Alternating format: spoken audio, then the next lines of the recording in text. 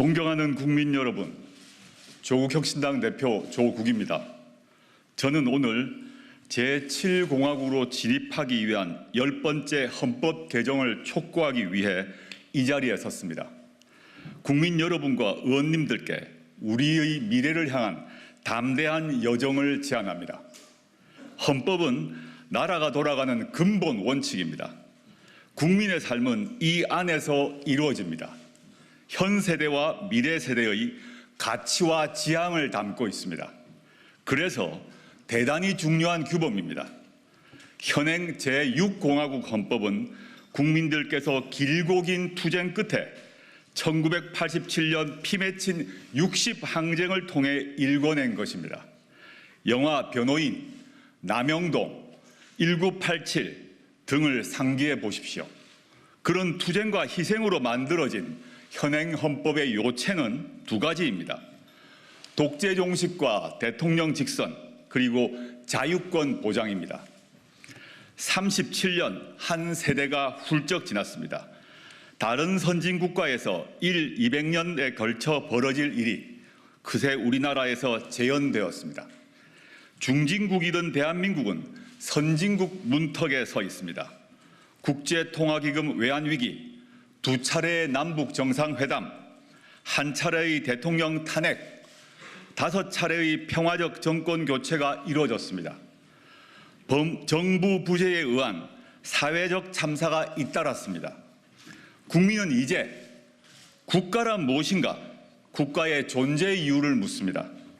권력이 군림하는 게 아니라 봉사해야 한다는 당연한 요구를 하고 있습니다. 겨우 연명할 정도가 아니라 사람답게 잘 살 수 있도록 국가가 보장해야 한다고 말씀하십니다. 이는 국가가 베푸는 시혜가 아니라 국민의 기본적 권리이어야 합니다. 이에 저는 22대 국회에 개헌특별위원회를 설치하자고 제안합니다. 개헌특위에서는 제7공화국 헌법을 논의하게 될 것입니다. 조국혁신당은 개헌안에 담고 싶은 것도 많고 준비도 충분히 했습니다. 그러나 조국혁신당은 오늘 제7공화국 개헌에 반드시 담아야 할 최소한의 개정사항 7가지를 다음과 같이 제시합니다. 첫째, 부마민주항쟁, 5.18 민주화운동, 60 민주항쟁을 헌법 전문에 수록합니다. 현행 헌법 전문은 3.1운동으로 건립된 대한민국 임시정부의 법통과 불의에 항거한 4.19 민주 이념을 계승한다고 되어 있습니다. 이에 더하여 부마, 5.18, 60 정신의 계승을 헌법에 수록하는 일은 지극히 당연한 일입니다. 이들 운동과 항쟁은 정치적으로는 물론 법률적으로도 복권되어 국민의 마음에 뿌리 내린 바 있습니다. 7공화국 헌법 전문에 유구한 역사와 전통에 빛나는 우리 대한국민은 3.1운동으로 건립된 대한민국 임시정부의 법통과 불의에 항거한 4.19 혁명, 부마민주항쟁과 5.18 민주화운동, 60 항쟁의 민주 이념을 계승하고 라고 새겨야 합니다. 두 번째, 수도는 법률로 정한다는 조항을 신설합니다. 현행 헌법에는 수도 규정이 없습니다. 그러자 서울이 대한민국 수도인 것은 관습헌법이라고 헌법재판소가 결정했습니다. 이 때문에 지방 분권과 자치 발전을 위해 수도를 이전하려는 노력이 좌절됐습니다. 현재 지방 공동화를 넘어 지방 소멸 위기론이 나오는 지경입니다. 헌법에 새 규정을 넣어 법률로 이를 정하면 수도를 온전히 이전할 수 있게 됩니다. 세 번째, 대통령 5년 단임제를 4년 중임제로 바꿉니다. 1987년 헌법이 대통령 단임제를 채택한 이유는 딱 하나입니다. 독재 정권의 장기 집권을 막기 위해서였습니다. 대한민국은 이제 평화적 정권 교체가 자연스러운 나라가 됐습니다. 국민 역량을 믿고 대통령 중임제를 채택할 시점이 됐습니다. 책임 정치를 구현하고 국정의 연속성과 일관성을 강화하기 위해 중임제로 바꿔야 합니다. 그리하여 현행 대통령의 임기는 5년으로 하며 중임할 수 없다를 대통령의 임기는 4년으로 하되 연이어 선출되는 경우만 한 번 중임할 수 있다로 바꿔야 합니다. 개헌을 위한 국민투표를 2026년 6월 3일로 예정된 지방선거 전에 할지 지방선거와 함께 실시할지는 개헌 특위에서 논의하면 됩니다. 혁신당은 가능한 다음 지방선거 전에 국민투표를 실시하고 대통령 선거를 지방선거 때 함께 실시할 것을 요구합니다. 대선과 지방선거 시기를 맞춰 전국 단위 선거 횟수를 줄이면 그만큼 국력 낭비를 막을 수 있을 것입니다. 이를 위해 부칙 조항을 두어 현직 대통령 재임 기간을 조정할 수 있을 것입니다. 네 번째, 검사의 영장 신청권을 삭제합니다. 현행 헌법에 영장은 검사의 신청에 따라 법관이 발부하게 되어 있습니다. 검찰청은 법무부 외청에 불과하지만 준사법기관을 참칭하며 사실상 무소불위의 기소 권력을 누립니다. 통제도 거의 받지 않습니다. 해외에서도 일부 독재 국가를 빼고 이처럼 강한 권능을 가진 검찰은 없습니다.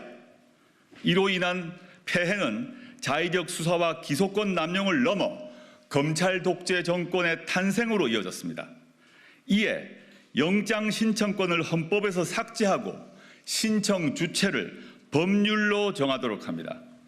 현행 12조 3항과 16조의 검사의 신청에 의하여를 각각 고쳐 체포 구속이나 압수수색을 할 때는 적법한 절차에 따라 청구되고 법관이 발부한 영장을 제시하여야 한다와 주거에 대한 압수나 수색을 하려 할 때에는 적법한 절차에 따라 청구되고 법관이 발부한 영장을 제시해야 한다로 바꿉시다. 사실 이에 더하여 현행헌법 89조 16호에는 검찰총장이란 단어가 들어 있습니다. 추후 검찰청을 기소청으로 바꾸게 되면 바꿀 계획을 저희는 가지고 있는데 헌법이 바뀌지 않으면 검찰총장이란 단어를 유지해야 됩니다. 이런 점에서 추후 개헌 특위에서 검찰총장이란 단어 역시 바꿔야 한다고 생각합니다. 다섯 번째, 사회권을 강화하는 일반 조항을 신설합니다. 인간다운 생활을 할 권리 보장 내용이 그것입니다. 사회권은 이미 헌법에 규정되어 있습니다. 근로권, 교육권, 환경권, 복지권 등입니다. 다만 현재의 각 사회권 권리 증진을 위해서는 국가가 노력하여야 한다라고 되어 있습니다. 이를 국민이 각 권리를 가진다, 즉 사회권에 관한 권리를 가진다라고 선언해야 합니다. 지금처럼 최저 한계 보장이 아니라 인간 존엄성이 보장되면서 삶의 질을 유지할 수 있는 권리를 국가가 적극 보장토록 하는 것입니다. 이에 모든 국민은 장애, 질병, 노령, 실업, 빈곤 등 다양한 사회적 위험으로부터 벗어나 적정한 삶의 질을 유지할 수 있도록 사회 보장을 받을 권리를 가진다. 모든 국민은 임신, 출산, 양육과 관련하여 국가의 지원을 받을 권리를 가진다. 모든 국민은 쾌적하고 안정적인 주거 생활을 할 권리를 가진다 등의 조항을 신설합니다. 추후 기후환경 문제에서도 추가되어야 될 것이라고 믿습니다. 민생이 선진이 되는 나라에서 국민이 누릴 사회권을 헌법에 명기하자는 것이 저희의 요청입니다. 여섯 번째, 동일가치 노동, 동일 수준 임금을 명문화합니다. 고용 형태, 인종, 종교, 성별 등에 관계없이 동일 직업에 종사하는 노동자에게는 동일 임금 수준을 적용하고 노동의 양에 따라 임금을 지급해야 한다는 인식은 이미 국제적으로 인정되고 있습니다. 국가는 동일한 가치의 노동에 대해서는 동일한 수준의 임금이 지급되도록 노력해야 한다라고 헌법에 써놓아야 합니다. 일곱 번째, 토지 공개념을 강화합니다. 경제 질서와 관련해 불평등과 불공정을 고치기 위해서입니다. 부동산이 투기의 대상이 되었고 부의 대물림이 강화되고 있습니다. 청년들은 집 문제로 좌절합니다. 결혼을 포기해야 할 처지입니다. 그대로 둘 수 없습니다.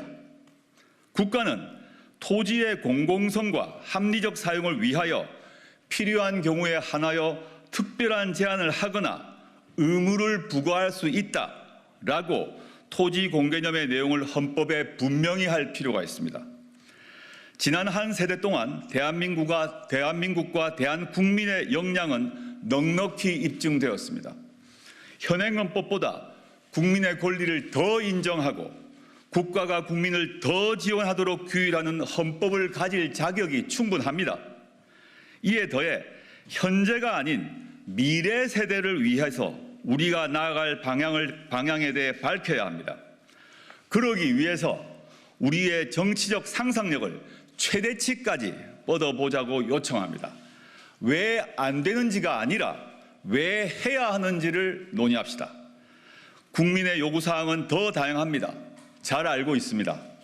향후 논의 과정에서 넣거나 빠질 것입니다. 저는 정치권과 국민이 참여하는 열띤 논의를 통해 결정될 것이라고 믿습니다. 우리 헌법 1조 2항은 대한민국의 주권은 국민에게 있고 모든 권력은 국민으로부터 나온다라고 되어 있기 때문입니다. 22대 국회가 열리면 국회와 국민 모두 개헌을 논의합시다. 감사합니다.